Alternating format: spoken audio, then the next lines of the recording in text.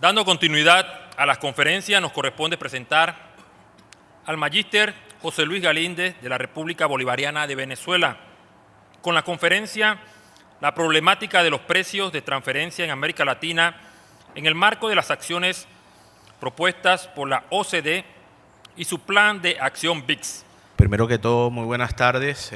Quería agradecer a la presidenta del Tribunal Administrativo, la magistrada Ana Jiménez, así como a todos los magistrados suplentes, secretarios, al director general de ingresos, licenciado Publio Cortés, por invitarme a hablar aquí, a los invitados internacionales y al comité organizador, ¿no?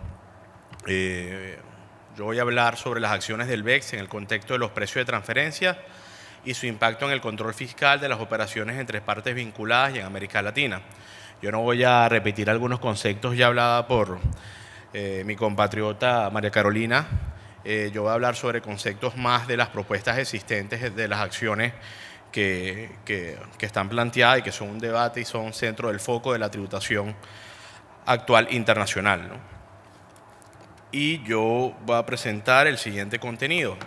Quiero hablar del contexto económico internacional y qué es lo que lleva al BEX, las normas de precio de transferencia, el plan de acción de la OCDE contra la erosión de la base imponible y traslado de beneficios, el plan de acción y los precios de transferencia, que por cual es el tema de que yo estoy aquí, las cuestiones del BEX en el contexto de precio de transferencia,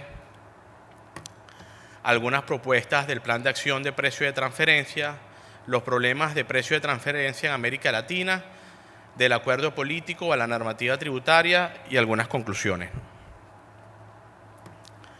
¿Qué lleva el BEX y por qué los estados, OCDE y los países emergentes han sido y han hecho comentarios a la problemática de elevación fiscal internacional? Como todos recuerdan, en el 2008 se crea la crisis financiera y uno de los sustentos del Senado de Estados Unidos cuando investiga lo que es la elusión y elevación fiscal internacional, que más de 700 millardos de dólares fueron trasladados a jurisdicciones de baja imposición fiscal. Y el presidente Bush y después el presidente Obama replantea en el G20 que hay que tomar acciones contra la elusión y elevación fiscal internacional. Y es ahí donde sale el mandato del G20 para, ante el OCDE, ante el secretario general Pascal Santamán, sobre tratar los vacíos existentes en el estándar internacional de doble tributación. La OCDE tomó esa iniciativa bandera y hoy en día es el centro de debate de la actualidad internacional. Sin embargo, como todos sabemos, los impuestos realmente interfieren a lo que se llama el crecimiento de las actividades económicas.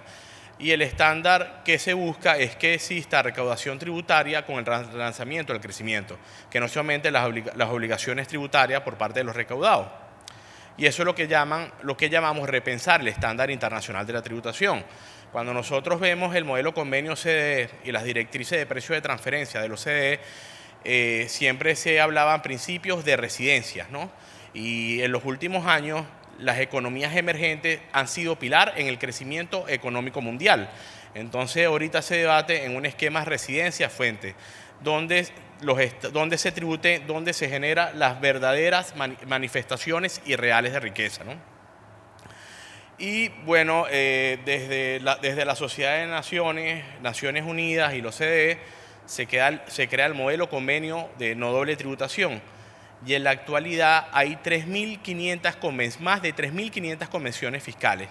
Y si bien es cierto que los convenios se crearon para evitar la doble tributación, esa amplia red de convenios creó la no doble imposición. Entonces ahí caemos en un juego de evasión y elusión fiscal internacional que no se graba ni en la fuente ni en la residencia. ¿Y por qué yo decidí enfocarme en lo que es precio de transferencia? Porque en los últimos 15, 20, 30 años las multinacionales han tomado mayor iniciativa y mayor influencia de las conductas en sus operaciones entre partes relacionadas. ¿Y qué pasa con esto? Esto quiere decir que no se aplican las reglas de mercado. Estas empresas pueden tomar sus operaciones comerciales y financieras para disminuir las bases tributarias. En este contexto económico mundial se crea el plan de acción BEX y le dije por qué tomaba precio de transferencia. Y bueno, ya María Carolina dijo que el principio de precio de transferencia habla sobre el principio de plena competencia, que tratar las empresas multinacionales o las empresas asociadas, económicas o no, desde el punto de vista de cada legislación, que se traten bajo las fuerzas de mercado. Esto no es tan cierto. ¿Por qué? Porque si bien existe el principio de plena competencia, ha habido estados que han tomado medidas antelusivas como Sin Capitalization Rule, que es capitalización delgada, han tomado Safe Harbor para tratar de disminuir el abuso de las bases imponibles con los precios de transferencia. Y si bien es cierto que esto se llama precio de transferencia, las directrices de 2010 han decidido hacer un cambio rotundo con respecto a la evaluación de operaciones entre partes relacionadas, porque lo que evaluamos es una utilidad de una empresa relacionada con la utilidad de empresa independiente. Para hacérselo de manera de ejemplo, no es lo mismo evaluar una subsidiaria ubicada en Panamá que no cotiza en bolsa, compararla con una empresa ubicada en los Estados Unidos que cotiza en bolsa, que también es parte de una filial. Y ahí se centra la problemática de los precios de transferencia en América Latina. No existen operaciones comparables, por lo general, en más de un 99% en el mercado latinoamericano para conseguir y comparar transacciones. ¿Qué es el plan de acción? María Carolina, ¿qué es el plan de acción del OCDE? Es el mandato que tiene el OCDE para realizar los vacíos existentes de lo que es la tributación internacional, para luchar contra la evasión fiscal internacional. Y aquí es importante recalcar que en el mundo extractivo, en el mundo financiero y en lo que llamamos el mundo de economía digital, han habido diversos reportajes de prensa donde diversas estructuras empresariales han erosionado las bases imponibles. No voy a hacer nombre de esas estructuras, son conocidas en prensa y bueno, eso tiene influencia en las decisiones políticas de los estados, sobre todo la sensibilización de quienes constituyen las cargas públicas, ¿no? ¿Por qué la sensibilización? Porque las empresas, algunas empresas, no voy a decir todas las empresas, algunas empresas tienen tasas efectivas prácticamente nulas y bueno, las cargas públicas se sostienen por las clases medias y las clases pobres o menos favorecidas de los estados. En el plan de acción yo voy a señalar algunas acciones que se han tomado y la primera que quiero señalar son los bienes intangibles. La problemática de los bienes intangibles es una problemática seria, sobre todo porque no sabemos el valor de un bien intangible único como puede ser la bebida gaseosa más consumida en el mundo o el sistema operativo que la mayoría de nosotros utilizamos. Y las empresas, como no se tiene un valor absoluto sobre esos bienes, las empresas pueden manipular el uso de los intangibles para no pagar o erosionar las bases imponibles. Y para hacerle un ejemplo sencillo, ¿no? Cuando ustedes ven que una subsidiaria tiene 50, 30 años pagando uso por un bien intangible, entonces eso dentro del principio de plena competencia, la pregunta que nos hacemos, ¿un tercero independiente estaría dispuesto a pagar 30, 50 años sobre los beneficios sobre un activo incorporal? Lo otro, las obligaciones documentales que mi compañera hablaba, lo que se busca en el BEPS es realmente la documentación que sirve en análisis. De nada sirve tener un estudio de precio de transferencia si no permite a la administración tributaria determinar y valorar cuál es el verdadero valor de la transacción analizada. Y si esas obligaciones documentales no son persuasivas, el contribuyente puede omitir y entregar cualquier información a lo que corresponde a esas obligaciones. Otra cuestión, las normas de exención de responsabilidad, que es lo que le comentaba a usted de los Safe Harbor. María Carolina comentaba que, por ejemplo, del caso México, que cuando se revisa la estructura de los APA de acuerdos anticipados, son uno de los países que han firmado más APA. Esos mapas son generalmente maquiladoras. Y si cuando te pones a ver, no son APAs como tal, simplemente fijar un porcentaje fijo sobre los costos e ingresos de esas transacciones, ¿no?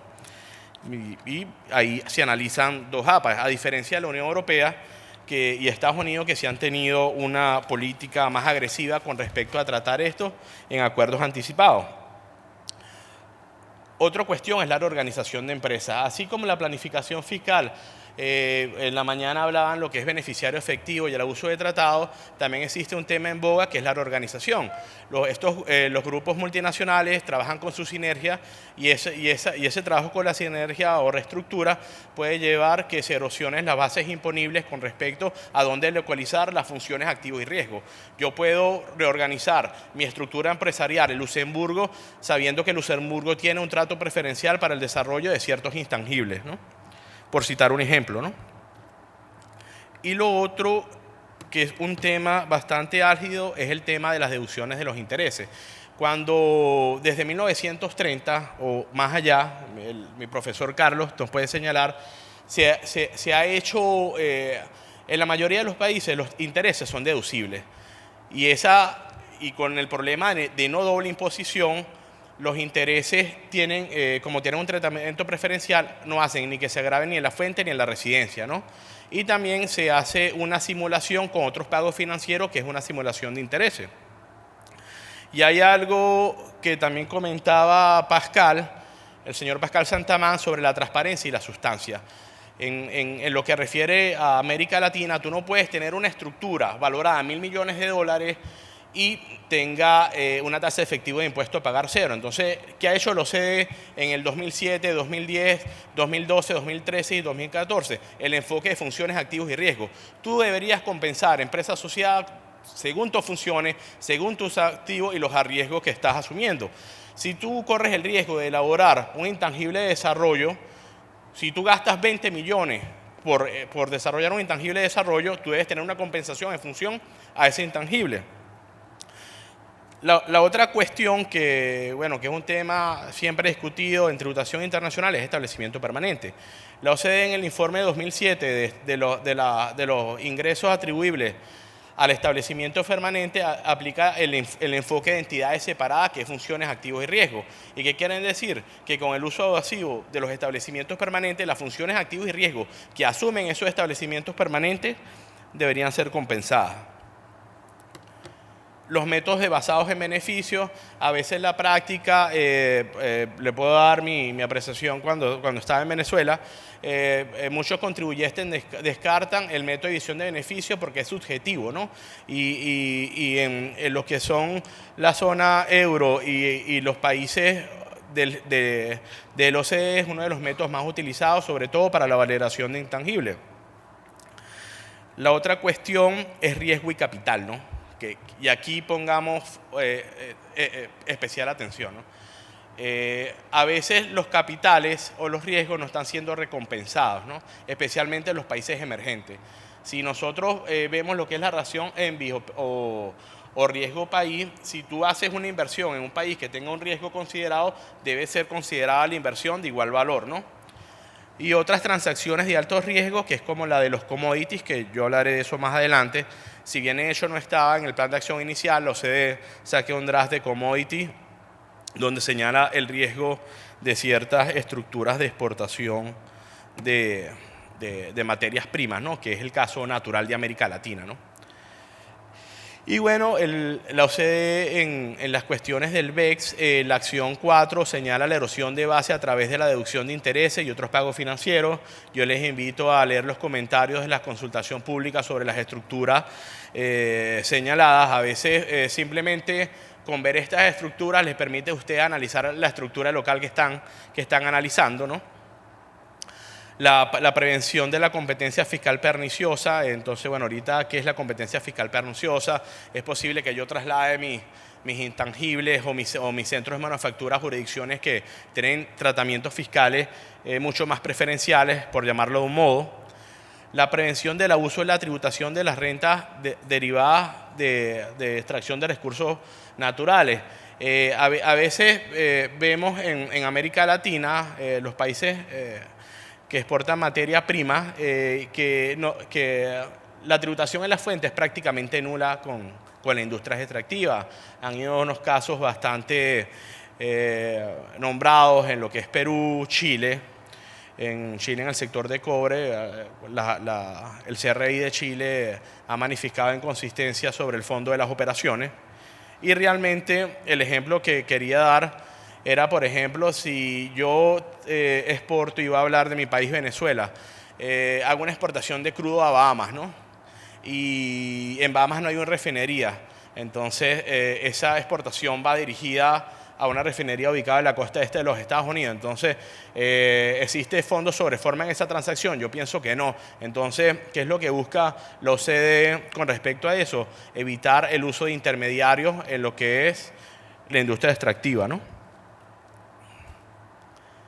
Y las acciones 8 y 10, que es realmente donde se señala de precio de transferencia, han hecho unos borradores y algunas acciones sobre la clarificación del tratamiento fiscal de los intangibles. No hay una definición clara ante del BEX y todo. Yo creo que todavía no sigue clara qué es lo que es intangible y quiénes contribuyen el desarrollo de los intangibles, especialmente en la relación de las regalías. A veces en las transacciones de precio de transferencia se ponen márgenes fijos sobre cualquiera de las estructuras del estado financiero, ingresos y costos y gastos, y eso es una presunción de competencia fiscal, de planificación fiscal agresiva. El cuento de nunca acabar, los servicios recibidos de las oficinas centrales. Entonces, ¿cuáles son esos servicios que se están prestando? Se clarifican las normas con respecto a eso. La conveniencia de una documentación más eficaz y armonizada de precio de transferencia. María Carolina señalaba, el estudio es una buena base, pero el estudio solo no basta. Hay que saber que en el estudio esté contemplado cómo se valorizan esas transacciones, porque tener un estudio por tener un estudio realmente no facilita el trabajo de la administración con respecto al control de precio de transferencia, ¿no? El diseño de rublos, de reglas de uso de gastos por intereses, está la cuestión de capitalización delgada y cómo se puede analizar los riesgos dentro de las diferentes partes. Entonces, si tú tienes un capital de $1 millón, tú no puedes tener un préstamo por $100 millones, ¿no? Porque un banco no estaría dispuesto a prestarte un capital de esa manera, ¿no? La cuestión de partes relacionadas lo trata de que algunas partes relacionadas hacen abuso con respecto a los que son los manejos de tesorería y las transacciones financieras y las deducciones de intereses excesivas. Hemos visto algunos países que ya ponen limitaciones con respecto a la deducción de intereses, ¿no? Lo otro es, con respecto a los intereses, es financiar las actividades con ingresos diferidos y exentos, ¿no? Algunos ingresos están exentos, importancia no son gravables. Otros pagos financieros, que era lo que le comentaba hace un rato, que son económicamente equivalentes a un interés.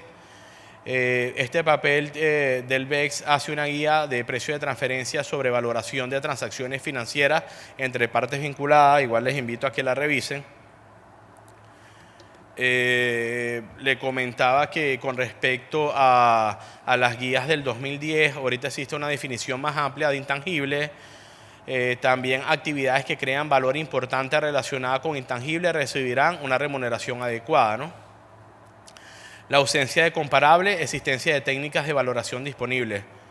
De igual manera, los beneficios de las sinergias corporativas no pueden estar centralizados en lugares de baja imposición. Ya hablaba del caso de Luxemburgo, pero deben ser compartidas entre los miembros del grupo que contribuyen a esta sinergia, ¿no? Entonces, es lo mismo, siempre el mismo esquema, funciones, activos y riesgos y cómo yo debo ser compensado, ¿no?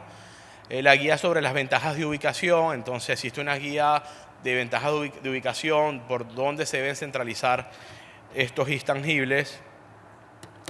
Las acciones 8, 9 y 10 de las que les hablaba anteriormente, habla sobre los riesgos, que es un riesgo, habla sobre la recaracterización, cuando por lo menos en vías de precio de transferencia se puede recaracterizar el tratamiento de precio de transferencia vía dividendos, los acuerdos de contribución de costo y medidas especiales como Safe Harbor, ¿no?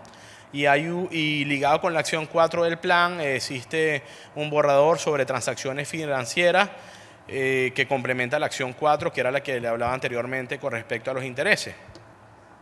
Y hay un tema que la OCDE ha hecho énfasis, aparte de precio, que es la creación de valor. ¿Qué es lo que genera valor a la actividad?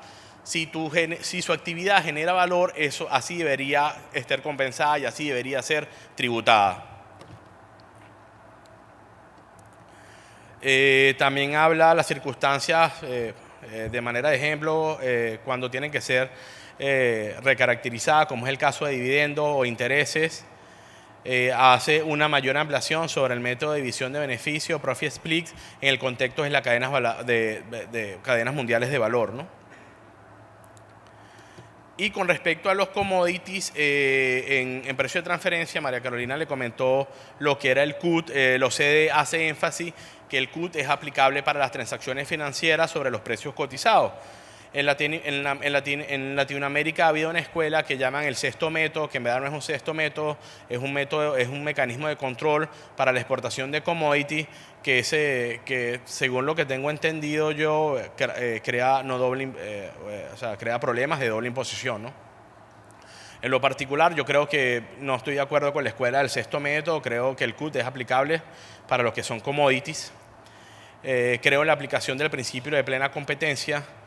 Y creo que sí hay que buscar, especialmente a los países de Latinoamérica que son exportadores de materias primas, minimizar los riesgos de doble tributación.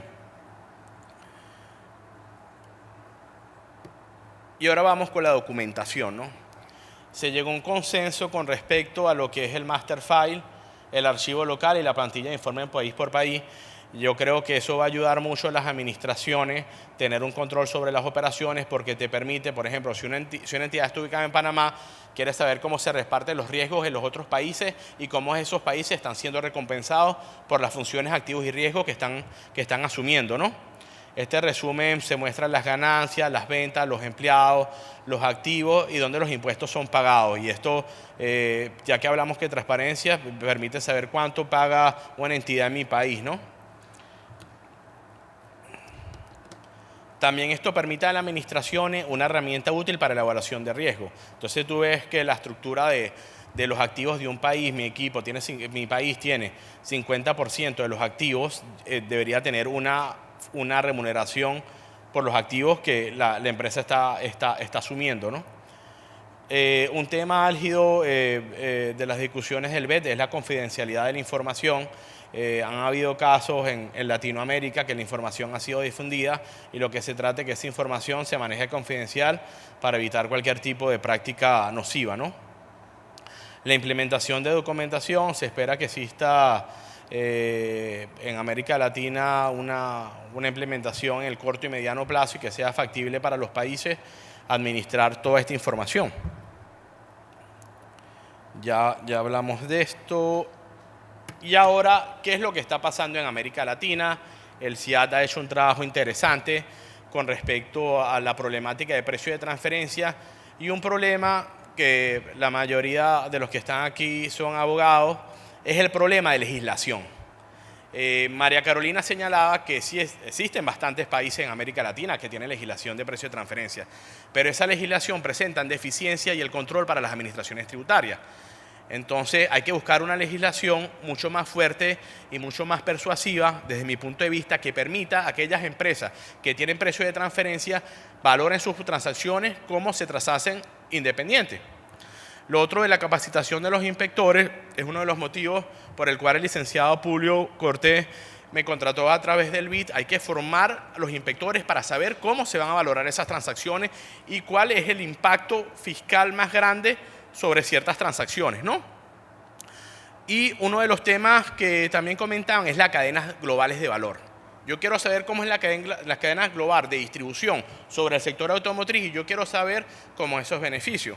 Es importante señalar, por ejemplo, en el caso panameño, Panamá tiene varios años de crecimiento económico. Yo pienso que en una cadena global de valor, una estructura en Panamá, en principio, a priori, no debería tener pérdidas. Y si son pérdidas, tienen que justificarlas, ¿no? Lo otro de la problemática de América Latina es el acceso de información con la finalidad de realizar comparación en transacción vinculada. En América Latina no existe, las empresas no están obligadas a mostrar y publicar sus estados financieros, al menos que coticen en el bolsa, entonces tenemos un problema con respecto a las comparables. Por ejemplo, tú no puedes poner una comparable que esté en Malasia, porque el mercado de Malasia es distinto. Quizás probablemente lo más parecido es una comparable que esté en la zona geográfica de América, ¿no? La poca efectividad de los mecanismos de intercambio de información. Nosotros tenemos años desde el Foro Mundial, que hablamos de intercambio de información. Yo creo que lo que sobresale los intercambios de información es la normativa FATCA, y ahora con el estándar automático obligatorio, yo creo que se va a hacer un eje. De hecho, los convenios establecen intercambio de información, pero lo que hemos estado en la práctica desde la administración, vemos que los intercambios son lentos y muy pocas veces efectivos. Y yo quiero hablar del acuerdo político a la normativa.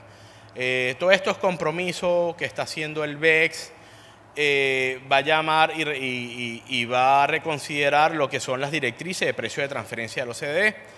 Y hay un trabajo que hay que recalcar. El Comité de Naciones Unidas también tiene unas directrices de precio de transferencia que son aplicables para los países emergentes.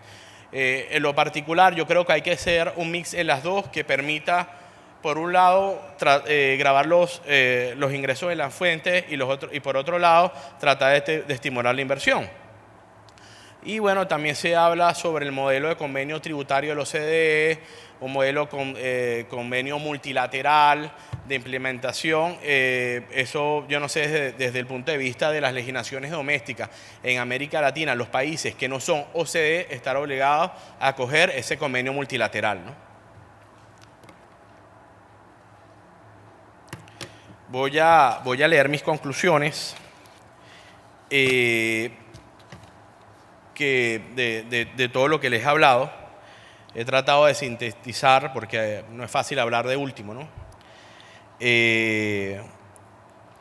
Con respecto a los intangibles, creo que la utilización y la transferencia de bienes intangibles y las obligaciones de índole económica deben respetarse de acuerdo con las partes vinculadas, que quiere decir que con lo que siempre les he reiterado hasta ahora, que los intangibles tengan sustancia económica. Hay un caso muy interesante en el sector argentino automotriz, donde vemos el caso del carro Falcon, ¿no?, que pagaba 50 años intangibles, y eso es totalmente cuestionable, ¿no? Tú no puedes, tienes que variar las condiciones de fabricación del vehículo, modelo, etcétera, para pagar un licenciamiento de 50 años, ¿no? Y en algunos casos hasta los licenciamientos son infinitos, ¿no?, o los pagos de licenciamiento, ¿no?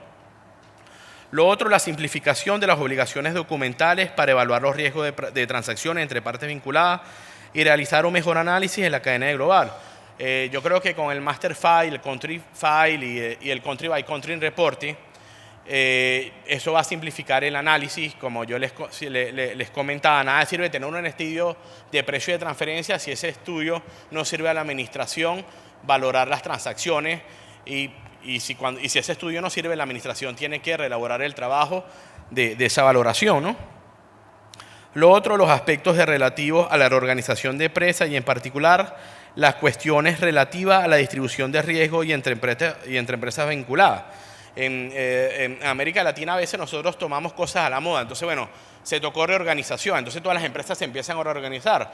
Cuando existe una reorganización, las administraciones fiscales, aquí no solamente está la administración fiscal panameña, sino las otras administraciones fiscales aquí presentes de América Latina, deben valorar el impacto, cómo se reorganicen o cómo se efectúan esas reorganizaciones y si realmente los riesgos se están compensando, ¿no? Lo otro, la atribución de beneficio a los establecimientos permanentes, de acuerdo que si existe una sucursal, esa sucursal debería tener una remuneración de plena competencia.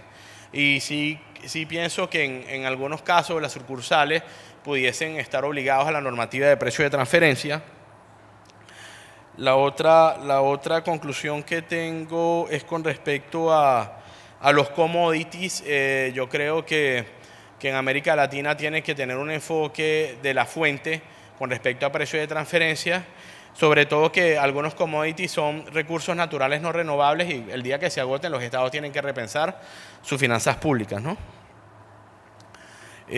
Con establecimiento permanente creo que ya hablé, y las la transferencia de las transacciones financieras. Hemos visto recientemente unos escándalos internacionales con las transacciones financieras. Yo creo que actualmente las administraciones tributarias a nivel mundial hacen foco a ciertas entidades sobre cómo se pactan sus relaciones entre partes relacionadas. El convenio de doble tributación del OCDE va a seguir estimulando y promoviendo el artículo 9 y el artículo 7 del convenio de doble tributación. Y yo soy de los que pienso que cuando hacen un uso abusivo de los precios de transferencia no debería reconocerse el ajuste secundario y que quizás tal vez aplicar el ajuste correlativo, ¿no? Lo otro, en las normas de arbitraje, yo creo que eso es muy importante para los tribunales.